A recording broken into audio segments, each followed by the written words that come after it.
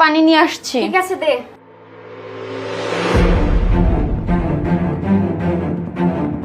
আপু তোমার সাথে না একটা কথা ছিল। আরে শালি তুমি এখানে?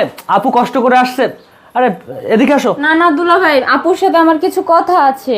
আরে কি কথা বলবে? দেখছো তো আপুর কত কষ্ট হয়ে গেছে, অফিস থেকে এসেছে, পরে বলা যাবে কথা। আর কোনো কাজ নেই, বাজ নেই, স্কুল নেই, কলেজ নেই, সারাদিন এই যাও এখান থেকে। না আমি আপুকে আজকে সব সত্যি কথা বলে দিব। এই তুই কিসের সত্যি কথা বলছিস? হ্যাঁ, আমাকে খুলে বল তো। আরে তুমি কি বলছো? তুমি সারাদিন কষ্ট করে অফিস থেকে আসছো, ফ্রেশ হও, খেয়ে নাও। আর ও কি বলবে? ও কি সত্যি বলবে? এটাই তো বুঝলাম না। ও সারাদিন পিচ্ছি মেয়েটা না আমাকে একদম জ্বালিয়ে ফুড়িয়ে খাচ্ছে। এই এখনো দাঁড়িয়ে আছিস কেন? আয় এদিকে আয়, আমাকে খেতে দিবে আয়। এই আয় পিচ্ছি মেয়ে একটা, আয় তুমি ফ্রেশ হয়ে নাও, খেয়ে নাও। এই শোন, তোর আপুকে যদি কিচ্ছু বলিস না, একদম মেরে একদম তোকে শেষ করে দেবো। যা। দুলাভাই যতই আমাকে ভয় দেখাক না কেন, আজকে আমি আমার আপুকে সব